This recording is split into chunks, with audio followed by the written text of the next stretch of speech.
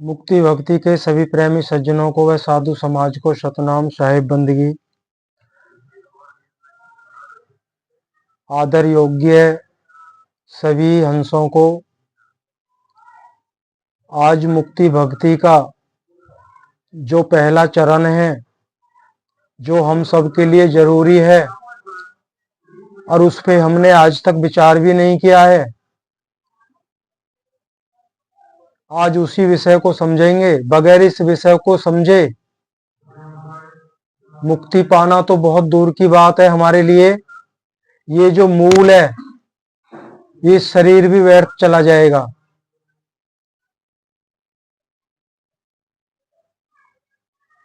विषय था दान, पुण्य और सेवा,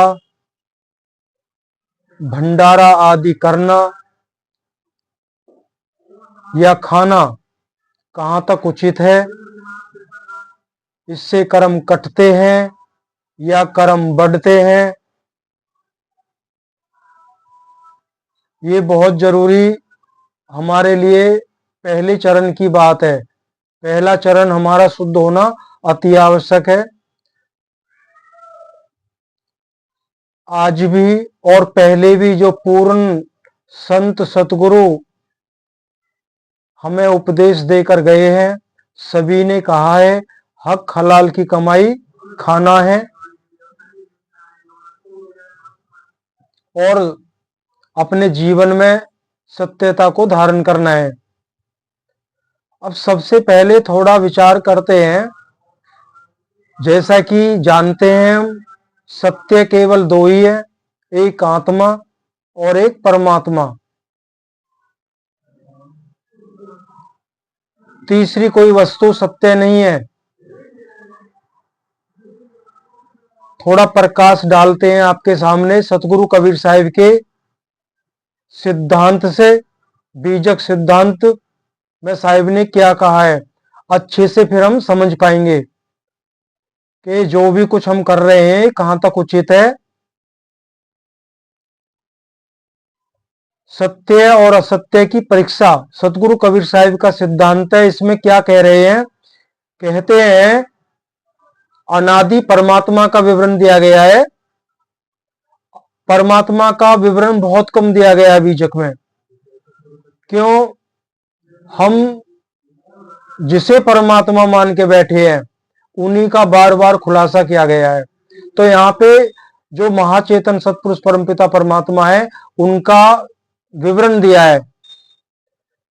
सतगुरु कबीर साहिब कहते हैं कि अनादि अखंड वह सृष्टि से पहले भी था, आज भी है, आगे भी रहेगा, सब समाप्त हो जाएगा, लेकिन वह अनादि परमात्मा नित्य है, अखंड, वो खंडित नहीं होता है कभी। वो एक रस, एक स्थिति में अखंड खड़ा हुआ है। अद्वितीय, उसका लखाव नहीं हो सकता। मन बुद्धि प्राण वायु के द्वारा उसका लखाव नहीं हो सकता।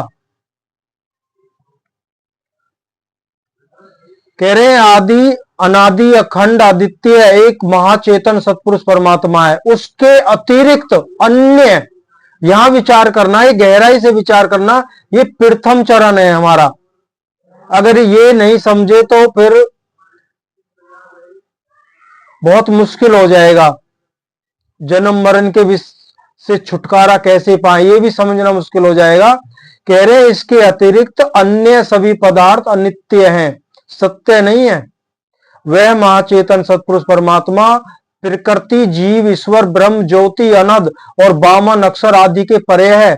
उसी को सार शब्द सत्य नाम नि अक्षर विधे नाम आदि भी कहते हैं।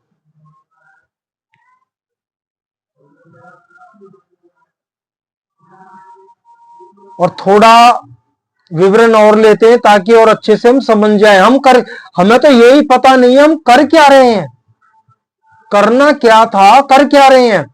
तो आगे साहिब ने कहा है उपरोक्त जो ऊपर अभी बताया गया है समस्त पदार्थों का संक्षिप्त विवेचन इस प्रकार है।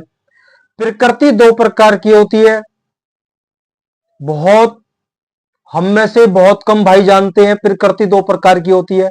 कबीर साहब कह रहे प्रकृति दो प्रकार की होती है, स्थूल और सूक्ष्म। 5 तत्व और 25 प्रकृतियों के कार्य रूप पदार्थों को स्थूल प्रकृति कहते हैं। देखिए 5 तत्व और 5 तत्वों के 5-5 गुण 25 प्रकृतियों के द्वारा जो भी कार्य व्यवहार है वह स्थूल प्रकृति है। और स्थूल प्रकृति जड़ है, अनित्य, सत्य नहीं है, नाशवान है, इसका नाश होता है। अब इनके द्वारा अगर हम अपने आप को जानने की और परमात्मा को पाने की कोशिश कर रहे हैं तो इसका हमें फल क्या मिलेगा? ये जो मूल है, ये देव दुर्लभ तन है, ये भी व्यर्थ में चला जाएगा। तो इसके द्वारा जो भी हम कार्य व्यवहार करते हैं, बाकी आगे नहीं लेते हैं। इसको डाला गया है इसी चैनल पे, कबीर साहब के सिद्धांत के नाम से डाला गया है। आप खोज के सुन सकते हैं, बहुत अच्छा विवरण है, समूल प्रकृति का ज्ञान हो जाता है। अब बात आती है दान पुण्य सेवा भंडारा करना या ना करना, खाने से क्या कर्म कटते हैं या नहीं कटते हैं। देखो सतगुरु कबीर साहब ने अपनी वाणी में स्पष्ट कर दिया है, पाप पुण्य दो उबेड़ी, एक लोहा एक सोना केड़ी। पाप करोगे तो बांधे जाओगे, पुण्य करोगे तो भी बांधे जाओगे। फर्क थोड़ा सा है, पाप करेंगे तो निचली जूनियों में लोहे के बंधनों में बांध दिए जाएंगे, लोहे की बेड़ियों में जकड़े जाएंगे। अगर पुण्य करेंगे तो मनुष्य देह प्राप्त होगी, तो सोने की बेड़ी में बांध दिए जाएंगे।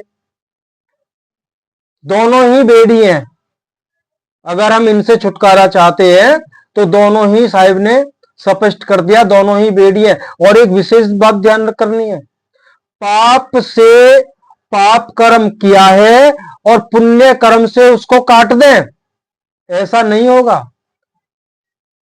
पाप कर्म की का जो फल है वो अलग है और पुण्य कर्म का फल है वो अलग है, दोनों का अलग अलग फल मिलेगा। मान लीजिए मैंने 10 पाप किए और 10 ही पुण्य कमाए जीवन में, तो मुझे उन दोनों का अलग अलग फल भोगना है, ऐसा नहीं है पुण्य से पाप को काट दिया जाएगा। इस बात को बिल्कुल हमें दिमाग से निकाल देना है। बात वहीं आ रही है, हमें करना क्या है, क्या करना है क्या नहीं करना है। हमारे दिमाग में होता है ना, कहीं से हमें कुछ पैसा मिल गया हेरा फेरी का और कुछ हमने उससे पुण्य कर दिया, सफल हो गया। कई महात्मा लोग ये कहते नजर आते हैं, जब ये बात आती है ना, भाई दान क्यों लेते हो, तो वो कहते साध संगत की सेवा में खर्च करके उस उनकी कमाई को सफल कर दिया जाता है। कितना बड़ा भ्रम है। अब यही तो खुलासा करना है आज।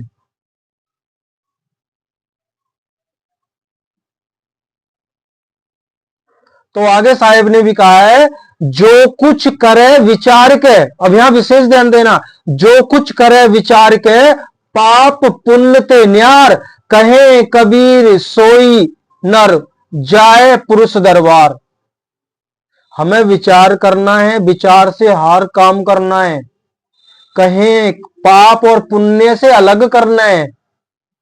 कहें कबीर सोई नर जाए पुरुष दरबार, वही परमपिता परमात्मा के दरबार,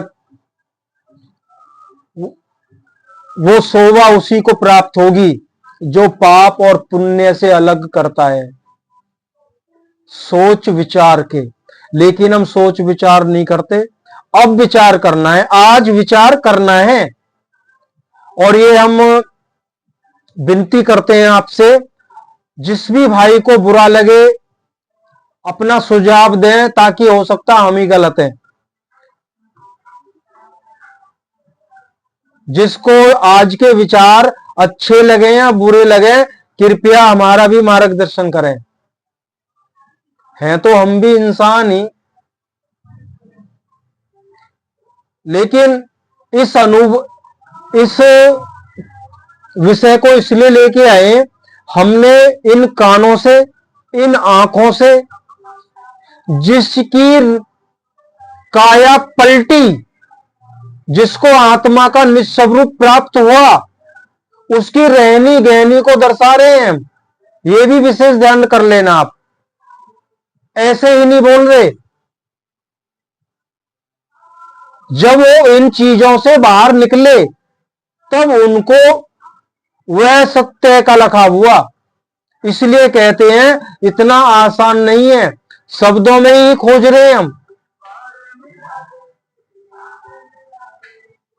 तो बात आती है अब, दान और पुण्य करने से तो पिंड नहीं छूटने वाला है, दोनों ही बेड़ी हैं। अब भंडारे की बात आती है। पहला विचार ये हमारे भी अंतःकरण में आया था सत्संग में चलते हुए। जब इतना हमें पक्का हो गया कि परमात्मा ही सत्य है, तो विचार आया, सेवा भी ली गई है ना, तो जब सेवा कर रहे थे तो यही विचार आया। जब ईंट पत्थरों की हम सेवा कर रहे थे तो विचार आया कि परमात्मा सत्य है, वो सत्य से ही प्राप्त होगा। और गुरु, जो जितना हमने सीखा था, गुरु सचखंड से आता है जीवों का उद्धार करने के लिए। तो फिर गुरु को क्या आवश्यकता है यहां पे अंबार खड़ा करने की। गुरु का चित ऐसे ही होता है, अगर हम किसी रिश्तेदारी में चले जाएं, वहां हम बसते नहीं है, वहां हम कोई सगे संबंधी नहीं बनाते हैं, वहां इधर उधर घूम के कोई यार दोस्त नहीं बनाते हैं। हमें पता है हमें जाना है, जिस काम से आए थे उसे पूरा करके हमें लौटना है। जैसे पर घर पहुंना धर उठाए चित, तो यही विचार आया। ये सब तो गुरु नहीं कर सकता, वो तो परमात्मा की हजूरी में उनका हुक्म लेके आया है, यहां पे तड़पती हुई जीव आत्माओं को उद्धार करना है और चले जाना है। तो यहां पर एक अलग ही संसार बसाने में लगे हैं सब, एक अपनी अलग ही सत्ता खड़ा कर देना चाहते हैं।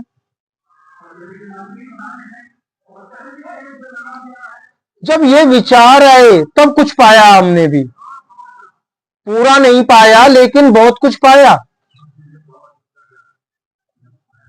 अब विचार यहां करना है, कोई भी भंडारा है, किसी भी गुरु घर का भंडारा है या अन्य कोई भी भंडारा है, वहां पर जो दान आता है, केवल हम अपनी बात बता रहे हैं। आपको जो लगे, अच्छा लगे या ना लगे, आप इसको स्वीकार करें या नहीं करें, वो आपका अपना विवेक बुद्धि है, आपका मन है। लेकिन हमारा मानना है यही है कि जो भी पैसा आता है दान पेटी में, उसी से तो भंडारे होते हैं और उसी से बिल्डिंगें खड़ी होती हैं। क्या वह सभी पैसा हक हलाल की कमाई है? अगर हमसे आप पूछें तो हमारा मानना है नहीं। अगर हम कम से कम भी इस बात को लें तो आधा कहना तो बहुत बड़ी बात है, लेकिन आधा ही कह लीजिए। आधा हक हलाल का होगा, आधा छल कपट एरा फेरी घूसखोरी, मिलावटखोरी, सूद, ब्याज, किस किस तरीके से नहीं कमा रहे हम पैसा, पैसा ही तो दिख रहा है हमें। तो कुछ दान भी करते हैं, जहां मर्जी करते हैं,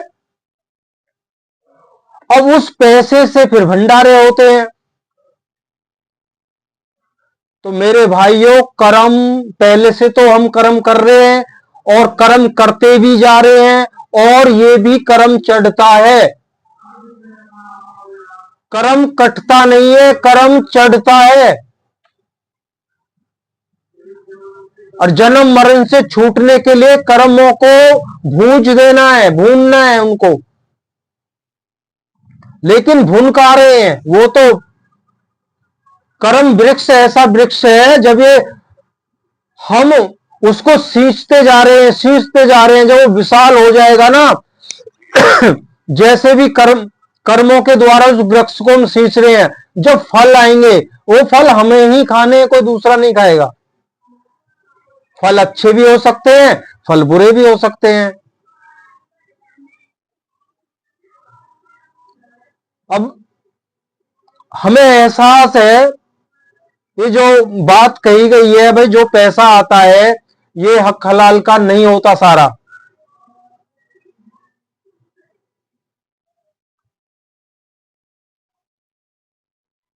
बाकी थोड़ी नजर डालें, पूर्व जो पूर्ण संत सतगुरु थे, आज हमारे समक्ष नहीं है।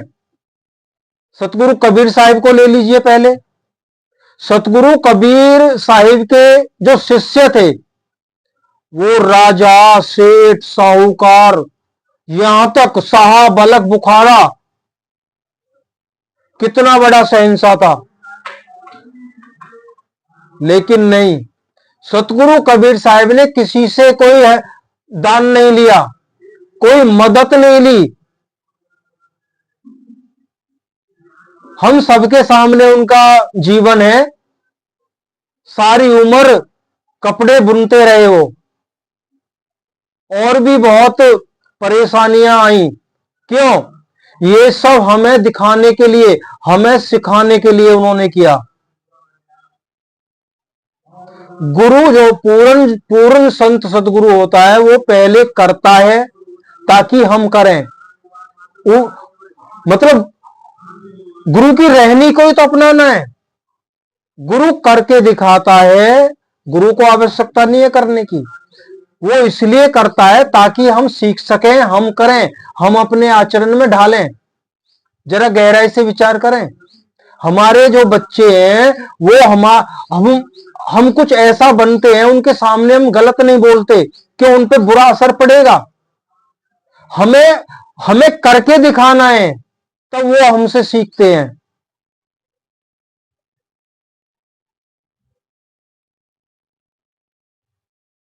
कबीर साहिब स्वयं परमात्मा स्वरूप, चाहते तो वो क्या कर देते।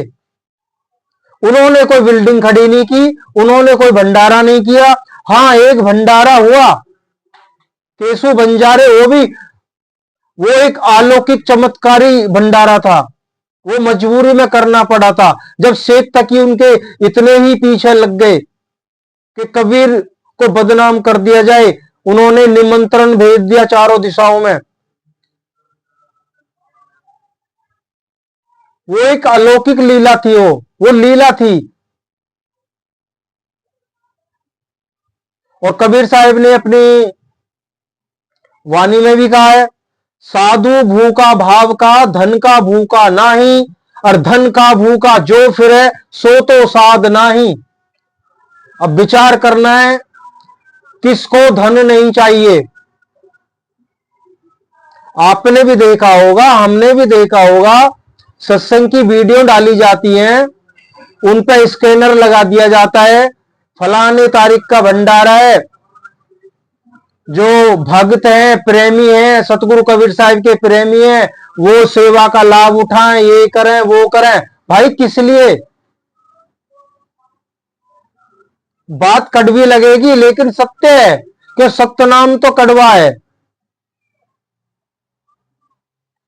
गुरु को फुर्सत कहां है, क्यों भंडारे करेगा, क्यों बिल्डिंग बनाएगा, वो तो शब्द स्वरूपी है, वो तो शब्द में मस्त रहता है, वो क्यों बिगड़ डालेगा अपनी साधना में।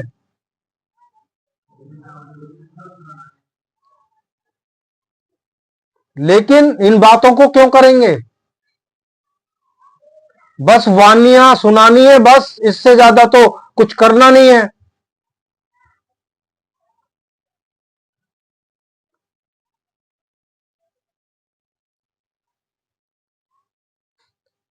आगे भी साहेब ने बहुत अच्छा अपनी वाणी में कहा है, मर जाऊं मांगू नहीं अपने तन के काज, और परमारथ के कारणे मोह न आबे लाज।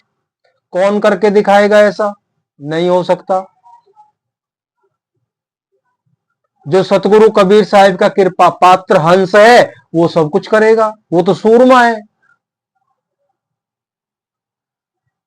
सतगुरु कबीर साहिब को सूरमाई शिष्य चाहिए, सूली ऊपर घर करे विस्का करे आहार, ये सतगुरु कबीर साहिब का मार्ग है।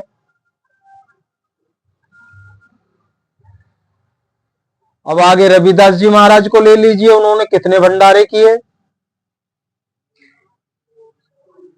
संक्षिप्त में थोड़ा थोड़ा ले रहे हैं। राजा पीपा क्षत्रिय राजा थे, वो क्या कुछ नहीं कर सकते थे, उन्होंने आग्रह भी किया था, रविदास जी को आवश्यकता थी नहीं, लेकिन मीराबाई ने कुछ किया। मीराबाई कबीर गुरु रविदास जी की शिष्य थी वो। जब उनको लगा कुछ उनकी जो सहेलियां मान लीजिए, उन्होंने कहा आप मेवाड़ की रानी महारानी और गुरु एक झोपड़ी में चमड़ा गांठते हैं, कुछ ऐसा करिए कि गुरु अपना ठीक से रहने लगे, कुछ आराम से रहे वो। तो मीराबाई एक हीरा लेके गई और रविदास जी को प्रणाम किया, उनसे विनती की, तो उन्होंने साफ इनकार कर दिया। लेकिन औरत थी, जिद करने लगी, तो उन्होंने कहा अच्छा रख दे। तो मीराबाई ने उसको जिसमें भी वो लाई थी गांठ बांध के छान में उर्स दिया, जो छप्पड़ था, चली गई। जब मीराबाई दोबारा आई तो उन्होंने सोचा गुरु ने तो कुछ सुधार किया होगा, लेकिन गुरु तो उसी हालत में थे। जब मीराबाई ने पूछा कि महाराज ये सब क्या, मैं हीरा दे गई थी वो कहां है, वन की बेटी जहां रख गई है वहीं पे देख। अब देखा तो हीरा वहीं पे छान में ही रखा मिला। तो मीराबाई ने कहा आप ऐसे कब तक रहेंगे। तो रविदास जी ने कहा मीरा, मुझे जो कुछ मिला है इस जूती के गांठने और इस चमड़े के पानी, इस कुंड के पानी से ही मुझे मिला है जो कुछ मिला है।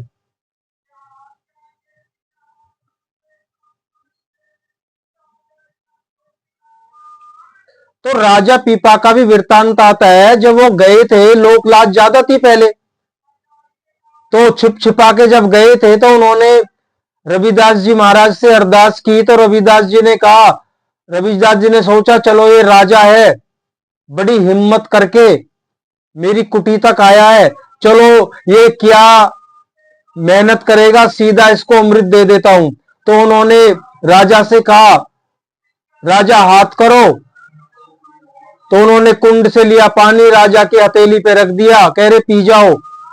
अब राजा के मन में आया ये तो चमड़े का पानी है, तो उन्होंने कुर्त ऐसे कर लिया तो वो कुर्तों की बाजू में चला गया। ये वृत्तांत आपने सुना होगा, ये फिर लंबी कहानी पहुंच जाएगी। राजा नहीं समझ सका था, लेकिन उससे उद्धार हो गया था धोबी की लड़की को। तो आगे चलते हैं। तो रविदास जी ने कोई भंडारा नहीं किया, सारी उम्र जूती गांठी, चमड़ा गांठा, अपना गुजारा किया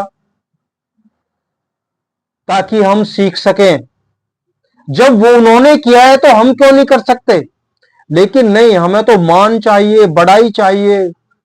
मान बड़ाई कछऊ न राखे, ऐसी जुगत लगावे, कहे कबीर या गत का जोगी, बहुरी न भव जलावे।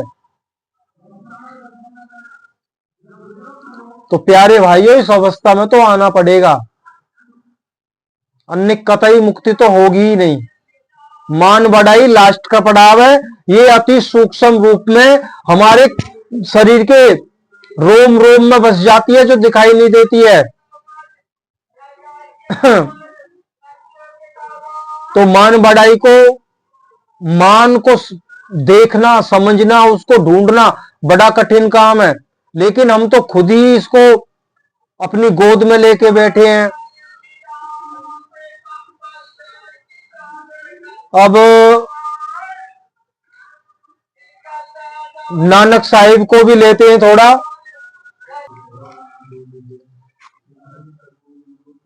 अब नानक साहिब जी महाराज, उन्होंने इतना भ्रमण किया, बाकी वो हर जगह खाना नहीं खाते थे, हर जगह भोजन नहीं करते थे। एक तो उनकी भक्ति इतनी प्रबल थी,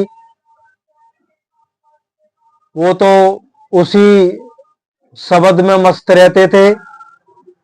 लेकिन जो उनके शिष्य थे उनको तो भूख लगती थी, मर्दाना और जो बाला।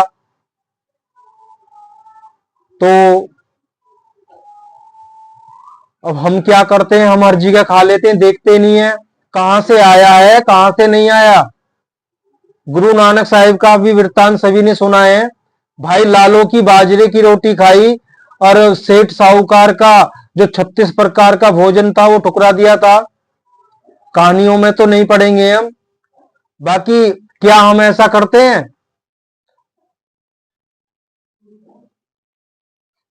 हम तो बड़े चाव से खाते हैं। उसके पीछे के रहस्य पे हम विचार नहीं करते, ये कहां से आया है, कैसे आया है। हक हलाल की कमाई को भी समझना बहुत गहरी बात है।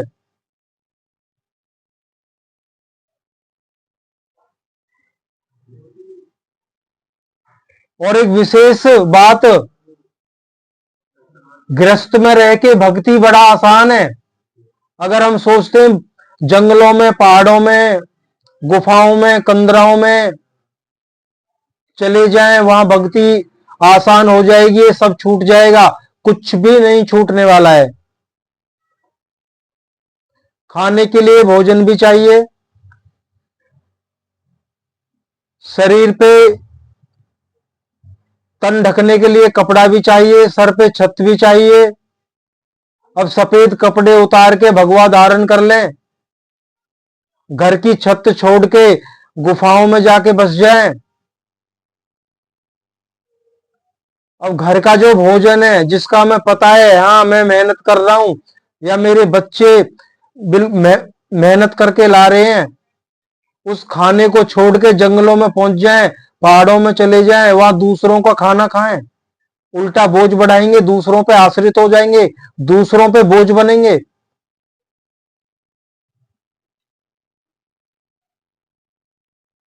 घर पे रह के तो कुछ, साहिब ने कहा है ना, हे साधो कुछ उद्यम कीजिए, आप खावे औरों को दीजिए।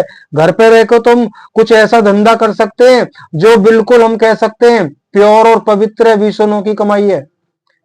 हम भी खा सकते हैं, कोई प्रेमी भाई आता है तो उसकी भी चाय पानी करी जा सकती है।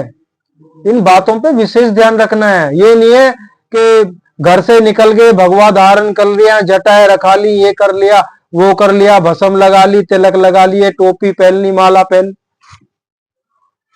कुछ नहीं मिलने वाला है।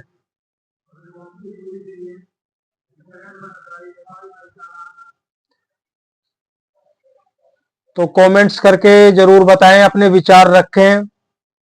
कुछ गलत हम बोल गए हैं तो हो सकता है हम गलत बोल हैं, तो हम भी इंसान ही हैं, तो जहां कहीं गलत बोल गए तो हमारा मार्गदर्शन करें। सतनाम साहिब बंदगी।